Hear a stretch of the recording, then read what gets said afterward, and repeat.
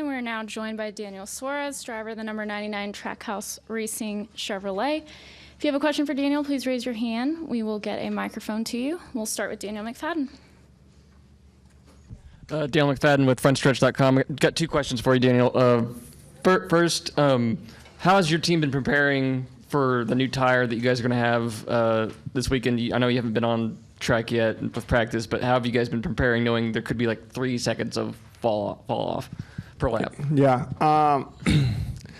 It's a little bit tricky. I was fortunate enough to be here for the tire test a couple months ago, and I believe I'm not 100% sure on this, but I'm 90% sure of this, that all 3 drivers that were here, including myself, we all 3 of us, we spun out with this tire because the fallout was pretty big.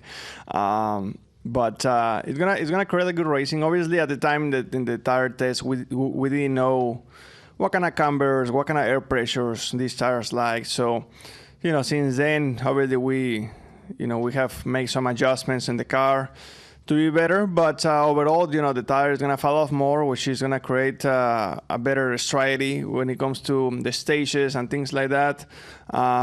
So yeah, we believe we're very well prepared. We see where we stack up with everyone else.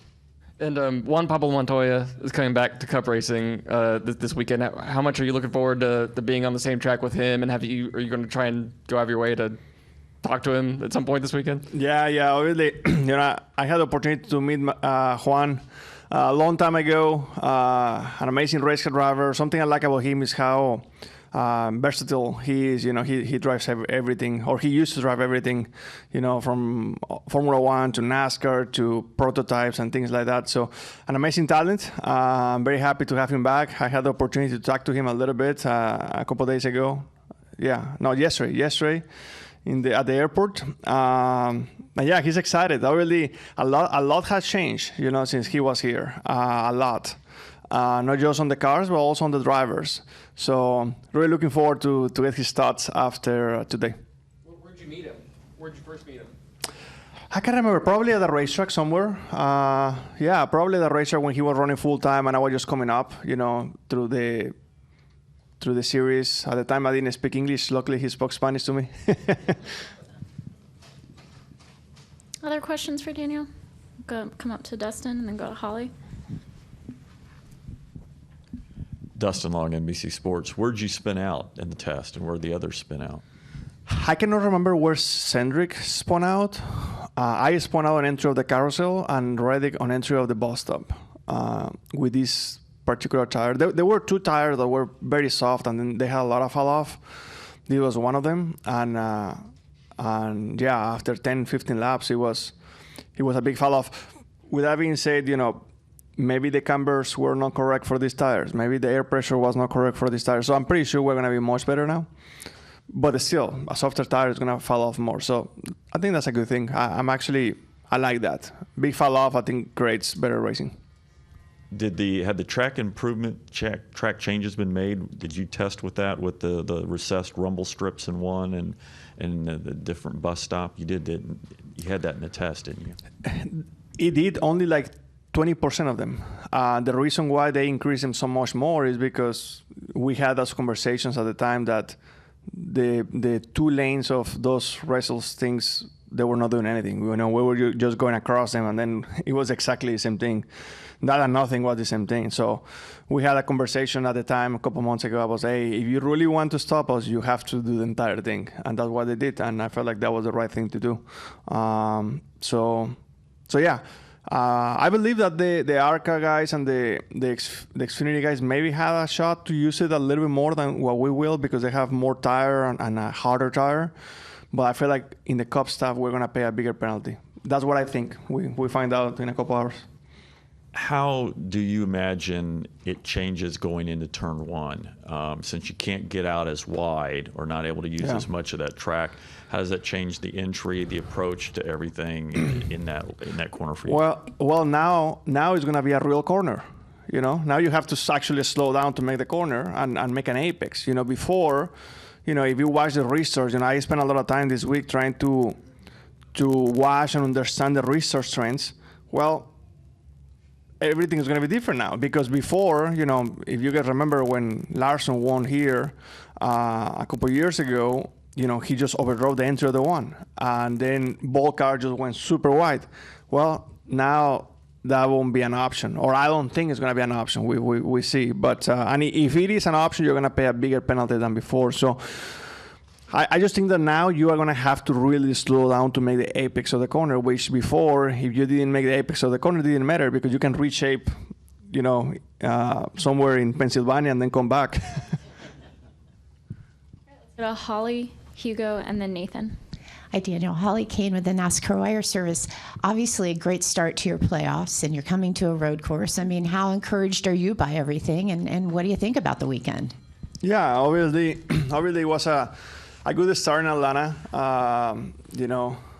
It was what we were hoping for. Obviously, you always want a little bit more when you're in that situation, but besides the win, I felt like it went as good as it could have been. So it was a good start. With that being said, we have another 9 races. This is just week number 1 from the entire marathon of playoffs. So we have to continue to stay focused, continue to move forward, continue to learn what we could have done better as a group, myself, the team, everyone.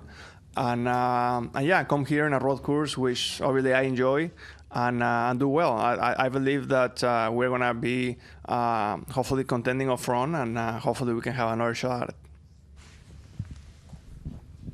Buenos días, señor Suarez, y bienvenido otra vez a Watkins Glen. And for the rest of the media, don't worry, my questions are going to be in English.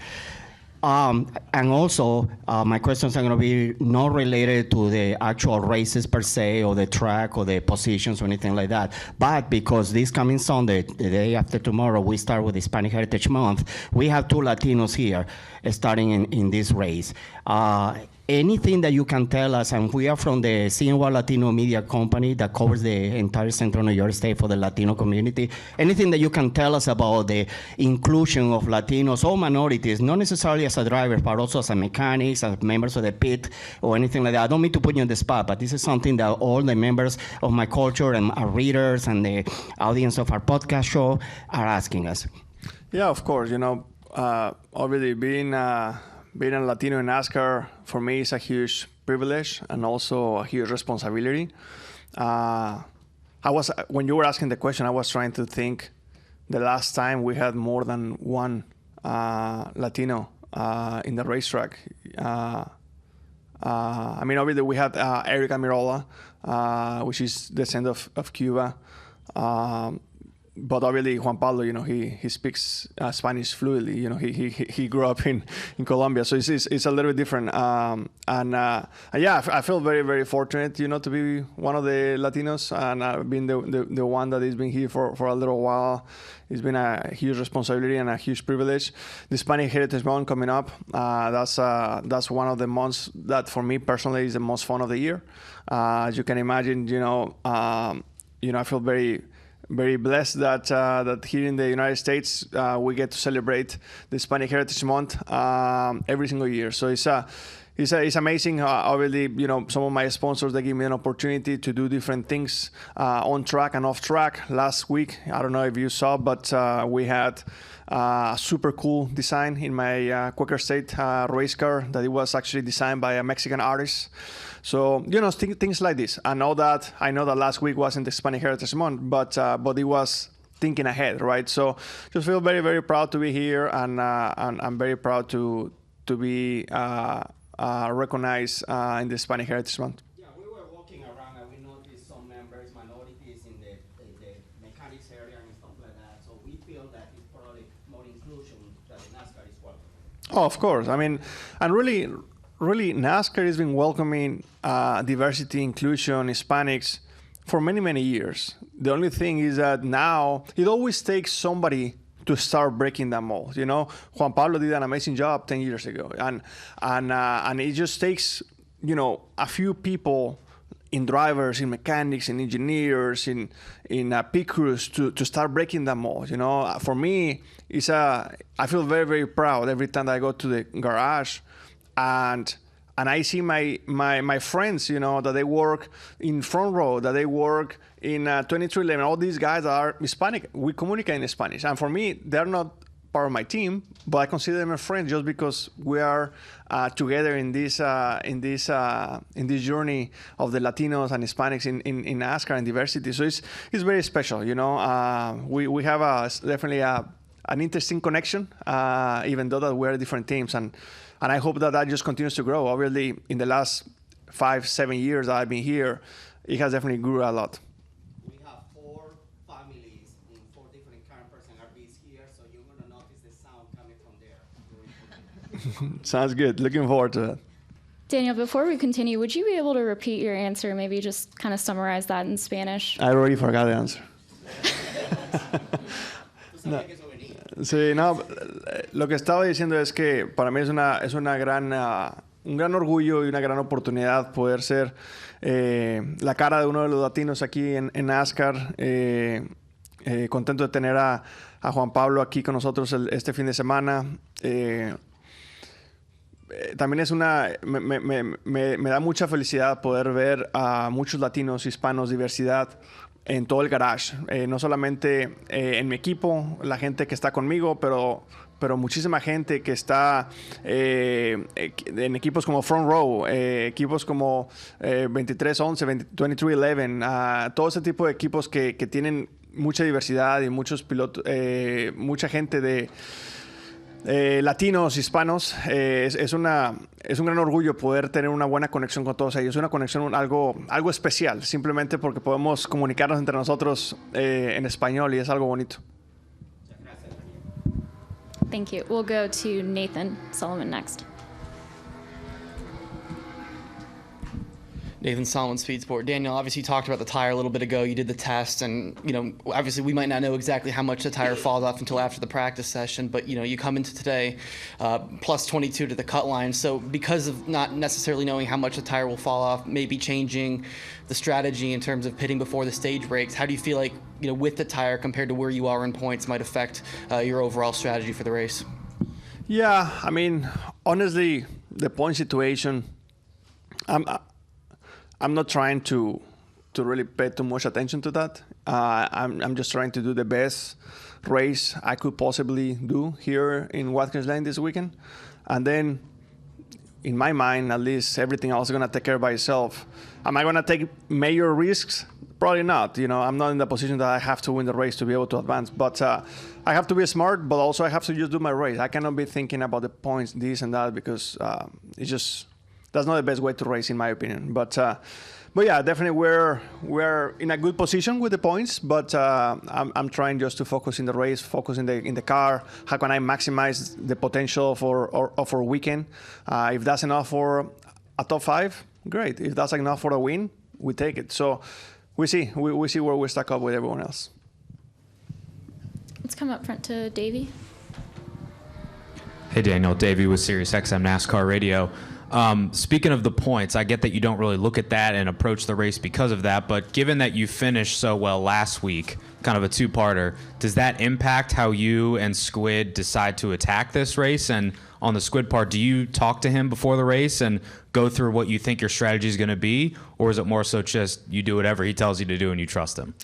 I honestly believe, we had a conversation about this, but I believe that plus 22 or minus 15 in the points, to me at least, we have to attack the race the same way. It doesn't change anything because you have to just continue to maximize what you got, continue to maximize your points, continue to maximize your finish, and you still have one more race to go. So it's not like it's everything on this race. If this was the last race, if this was next week, probably you have to just all or nothing, but we're not there. We still have a lot of things can happen into races, as you guys well know. So we just have to go there and execute a race, maximize the potential of a race car, and I'm pretty sure that that's gonna be pretty good. In the past, this has been a pretty good track for us. We've been good here in the past. We have never been great. So hopefully we can be great this weekend. Any additional questions? Come up to Dustin. Dustin Lubino, NASCAR.com. Kind of off of that, we go to Bristol next week, like you mentioned, and you know it's been a hard track for you. Look at the stats. How comfortable? How many points above the elimination line would you feel comfortable with going into there? Like 75. so I can stay in the motorhome. No, honestly, Bristol is one of my favorite racetracks. You know, every time that people ask me, Bristol is one of my favorite racetracks. But for whatever reason, man, I'm not even a fan of. I wasn't a fan of the dirt race in there. For whatever reason, I was good at it. I mean, we were always good. We were better in the dirt than the concrete. But Bristol is one of my favorite racetracks, and a few years ago we're actually very strong there. And for some reason, the last 2 years it's been a struggle. It's been a struggle in the balance with the tires, with this, with that, and we have put a lot of effort this time around in Bristol to be able to be better, because we know that that's a little bit of a weakness that we have. And we have had as a team in Trackhouse for a couple of years. So hopefully we can be better. But when it comes to points, man, honestly, I don't know. I mean, definitely more than 30, just to feel comfortable. But if we are able to improve our package for Bristol and we can run top 15, we're going to be plenty good, I think. Daniel, thank you for your time this morning and good luck this weekend. Thank you.